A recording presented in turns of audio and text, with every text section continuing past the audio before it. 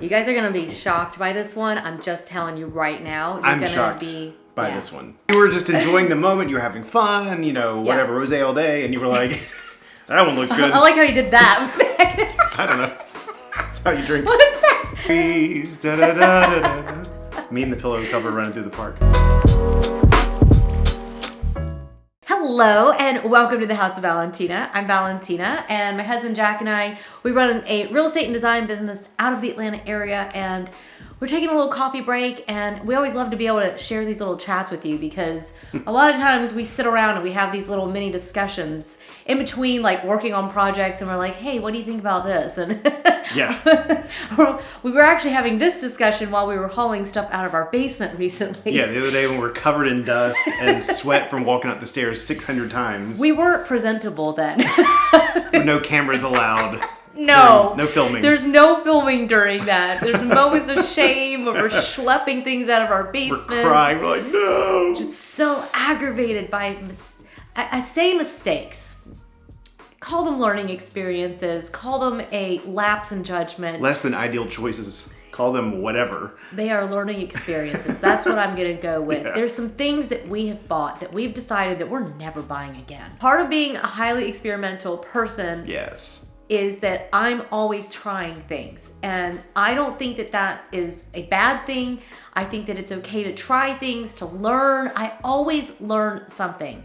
And that's what we were talking about as he's gathering things up and taking them off. I was like, you know what? I actually learned a lot from that piece. I learned a lot from this. I learned this from that. And so I thought that we might actually share a lot of those learning experiences with you, because a lot of what we're going to show you are purchases that we made quite a while ago, and we've already corrected them in our own home. And they've just been lingering down in the basement, waiting for me to decide whether that was a permanent choice that's never coming back in, or is it just on hold and maybe it will come back. Make sure you hit subscribe, give us a big thumbs up, and let us know down below in the comments which one of these mistakes, well, maybe you've made, and if there's one that you've made that we didn't mention today, we would love to hear it so we can learn from what you've done too. Yes, let's learn together. Yes. We'll all learn together. So, all right, let's jump in, shall All we? right. All right, sip of coffee.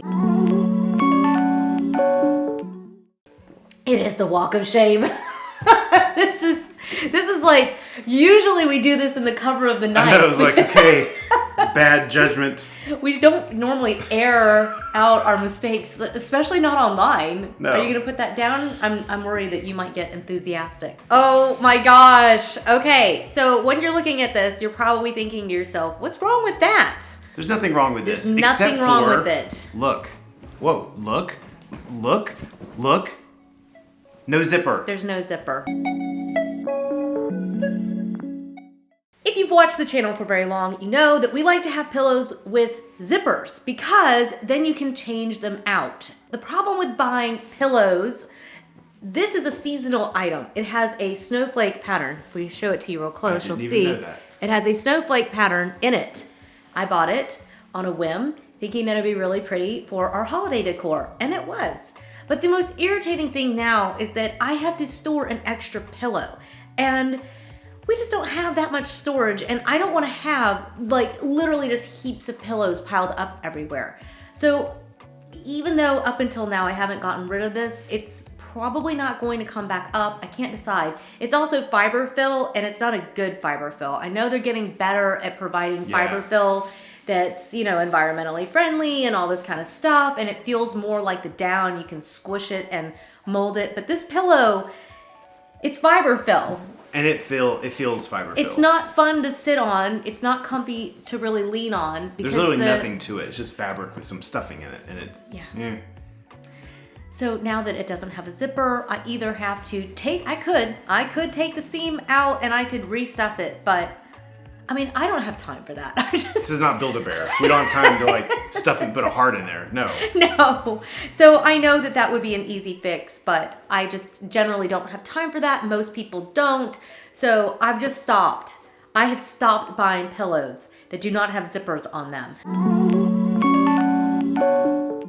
This is actually it's actually kind of humiliating actually to like admit this, but I think in a way this is a lot of these mistakes for me. I don't think they're mistakes. I think they're learning experiences, because when we moved back from being overseas, we came back home. Well, home for us is most of the people that we know have very traditional homes. And so when we came back home to Atlanta and all the shops are more traditional, and then all of our families have traditional things, we were like, okay, we're just gonna like use some of the things that we learned in Denmark, but we're gonna apply them with these same things. And what I've discovered about myself is that I typically don't want a pattern like this. I tired of it really fast. So if you'll look at my home, typically you won't see a lot of pattern because I tire of it. Now, if you aren't one of those people and you could look at the same pattern for years on end, some people are like that. Yeah. So my learning experience, you may not take the same thing out of it. So you may look at this and go, I hope she'd send that to me. And if I'm gonna go to her Goodwill. I'll give you the address of our Goodwill. And oh my gosh, did I ever love these lace ones. Oh my gosh, did these have a moment in my home. I bought them in multiple colors. You guys have seen them all over my channel. But this isn't the look that I want in my home. And now I've got these patterns that I just got tired of really fast. So I've tried now that I've had a couple little, I wouldn't say they're fails, because I learned from this that I really don't like super florally kind of patterns. Actually. I was there with you during this, and what I saw was not a fail, which was more of a growth. Yeah. Because you really came back and were like, we're gonna be, I guess we'll be modern traditionalists. I guess we'll bring a little bit of Denmark back to the suburbs. And we tried. Yeah. And we tried, and this is all part of a journey. I've been instead trying to focus more on building out things that are more lasting and purchasing cushion covers that are solid. They don't have a lot of pattern. I focused on instead materials like velvets and linens, and I did all those in solids instead. And I still have a couple patterns, and I have a couple patterns that for me, I just love. But generally for me, these sorts of florals ended up not being something that I felt at home in. And so for you, these might be exactly what you want, and there's nothing wrong with us not being the exact same. It's all part of the journey in discovering who you are and discovering what you love and what you don't love. I feel like I should play a breakup song. I know. Memories, da-da-da-da-da. Me and the pillow cover running through the park. We moved back from living in 1,200 square feet. Nobody ever believes us when we say that. No, but like tiny. We had 1,200 square feet. Spread out over 3.5 Our floors. refrigerator didn't even fit in the kitchen. No, spread out over 3.5 floors. So it wasn't even, there were no big rooms. There was just tiny rooms stacked on top of each other. It was a row house. Yes, and I love that house. So did I. I moved back I loved right it. now. But when I got here, I did not understand that now I had 2-story ceilings. I had these big rooms that were bigger than our entire floor was. Yeah, in the last place. In the last place. And so I was in the habit of buying small things, and I brought back a ton of small, little tiny things, and I had nowhere to put them. And over the weekend, I finally released quite a bit. And it's literally been sitting there for 6 years because it was too small for me to use anywhere. I don't think that buying extra small things is a mistake. Like, this is something that could definitely be going into like a powder room to go on the, on the counter. But what I found is that it also creates a busy look when you have a lot of little things. And the other thing that I've learned is that, like, for this one, this is a vase that doesn't actually hold water. So, are you serious? Yeah, it literally leaks water out. It's not meant to hold water. This is therapy. I would just recommend to think through your scale in your home. Think through, what do you actually need? Think through the fact that even things like books. I'm buying bigger books. I used to buy really tiny little books, and I put the tiny books in the cabinet and I put out the big ones. Yeah. So it's just things like that that have helped me to understand how I want to decorate going forward, and how I want to style my space in which it feels like it all just sort of comes together, and it's not like all these little things. And my mind gets exhausted like looking over a sea of lots of little things. Yeah, because your home starts to feel like a store at that point. Yeah, it does. You guys are gonna be shocked by this one. I'm just telling you right now. I'm shocked by this one. Okay, it does actually have a point. Okay, we're covering our ears. Yes, don't listen. We talk about her. Okay, I'm not. You're beautiful. I'm probably not going to get rid of her. It's not you. It's me. It is it's you. Just we've grown apart. You deserve better than me. I actually love this piece, and I'm not planning on getting rid of this piece in particular. But the reason I've got this one is because it really shows you how, when I first started doing things, I was really creating rooms that felt a little too themed. Part of that was because I just I felt really lost because I didn't have all the tools at my fingertips anymore. I didn't have the shops that we had in Denmark. I didn't know where to even find stuff. I was just really kind of struggling through, like, what am I gonna even do? Like, am I now gonna take that style where things are like wispy and willowy and the way that I was doing things and then just use something really traditional? And then it was like, I don't like rooms that feel themed. I don't like when everything in the room matches. So like in our bathroom, we had the vanity that matched, the faucets matched, the mirrors matched, the lights matched, she matched, the tub matched, the linens. It was just so themey. I would definitely think about how you can mix genres and don't fall into the trap of not only shopping at one store, but only shopping one style. Really think about how you might want to mix things up and create something that feels a little bit more collected, as if you've been to the flea markets of Paris and all these other places and you've collected your home over time.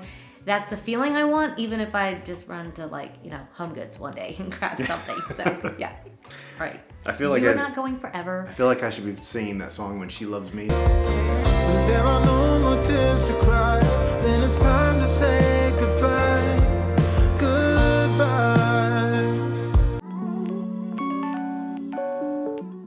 This was an impulse buy. We went to Home Goods. I was shopping for clients. I loved the bone. I loved the black. The problem is I didn't love the shape. So a lot of times when you're impulse buying, you'll tend to just grab things and you're like, you're in that moment and you just grab something. It's not the worst thing on the planet. I could definitely see that going into someone else's home very easily.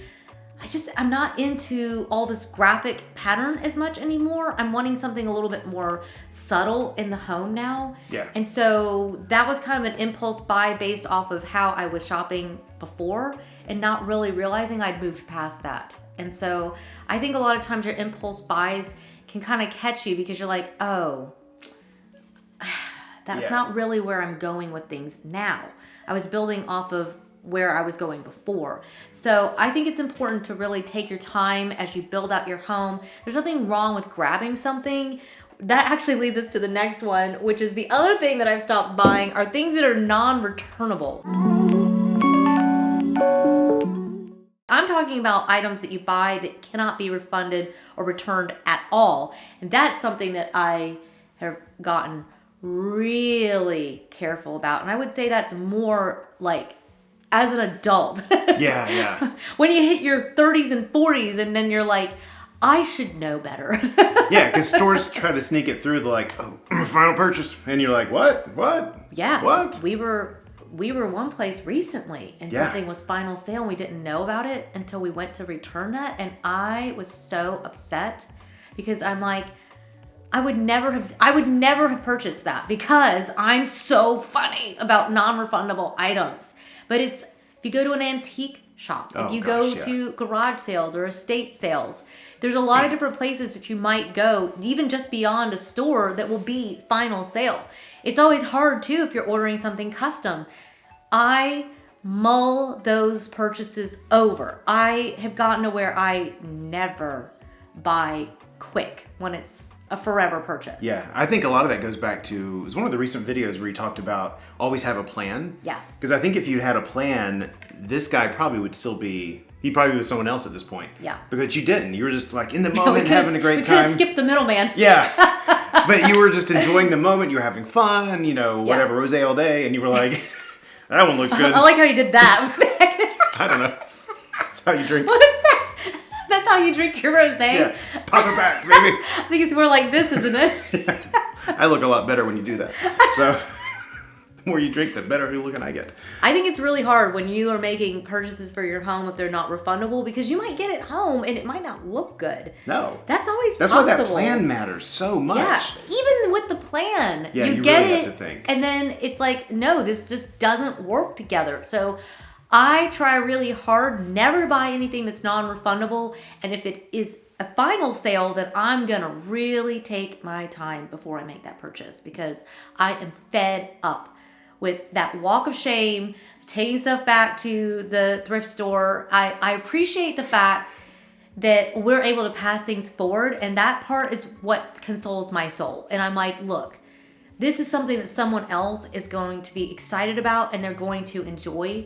Sometimes if we're selling something and we're like, you know what, we're able to bless somebody else's life with this. This is not the worst thing that can happen. Yeah. But a lot of times people will hold on to stuff that they've purchased. Do you want to go there? Feeling threatened again. When you've purchased something that doesn't work for you and you keep it forever, even though it didn't work. My gosh. We've gotten really fast about just letting it go and releasing it back into the wild and blessing someone else's life with it. I see that in design consultations all the time, where they'll write me and be like, well, I've had this table for 22 years. I've never liked it. And I'm like, but can you design around it? I'm like, I think it's time to get rid of the table. Time to get rid of it. Yeah. Let's not do the table anymore. Let's do something different. You're better off selling it and getting something that you really love, so that you wake up and you feel excited about life. And I feel like you're going to get that job that you want, and your life's going to feel better, and you're going to have more joy. Yeah, okay, that's a different video.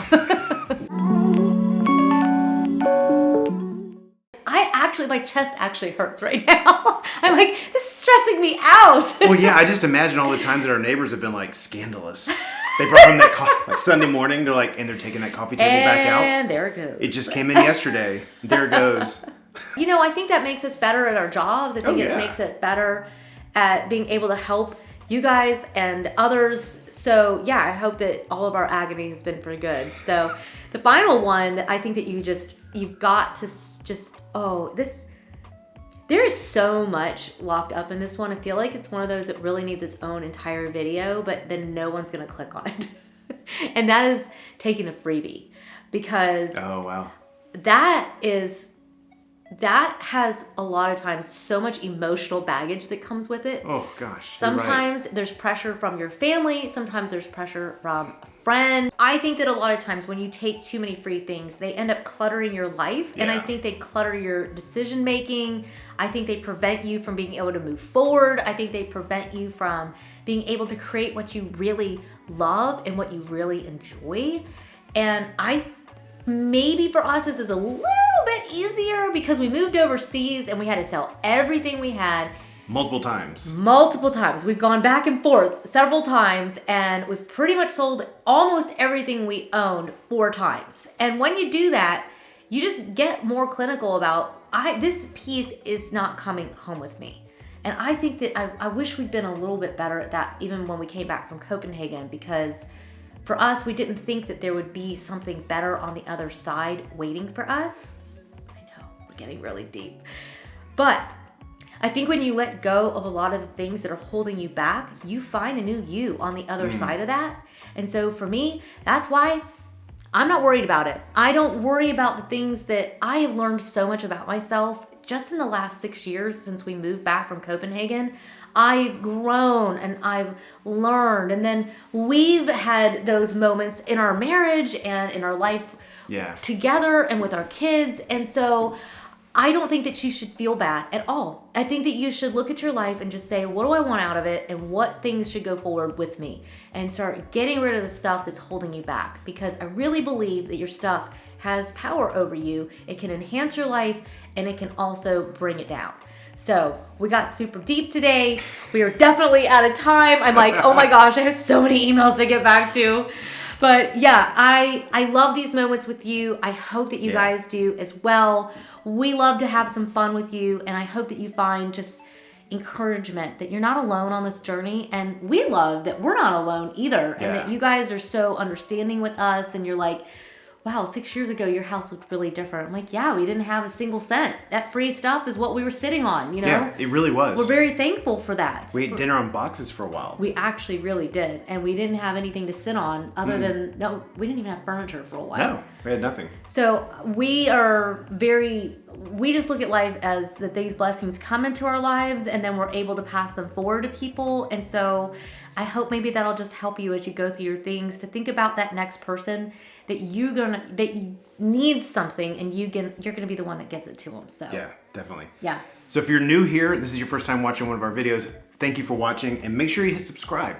Hit subscribe because we have stuff like this. We do. I think there's a lot of them that have been around for a while and haven't hit subscribe. I know. I think you guys watch all the time. Hit subscribe. Yes. Give us a thumbs We're up. almost at 300,000, you guys. I can't believe it. We're almost at 300,000 Yeah. subscribers. I can't even process that. I'm blown away. I know. So yeah, thank Because you. 2 years ago there were a few thousand, and Yeah, now oh my gosh, it's amazing. Just get so emotional. It's You guys truly, unbelievable. truly are amazing. Yes. Yeah. We just love this place where we're allowed to be ourselves and just We're on a journey. Yeah. If you guys don't read between the lines, we're on a journey as well. Yeah. So It's a great journey, isn't it? it really is. We're glad that you're here with us on it. So cheers, you guys. We'll see you in the next one. Bye. Bye. You were not an impulse buy. I was engaged to you for 19 months before I married you. Okay, that's There was true. nothing impulsive about that. Maybe you should have shopped more. And maybe I should have. But that is definitely You saw the first item done. in the store and you're like, I'll take that one. That is kind of me. Yeah.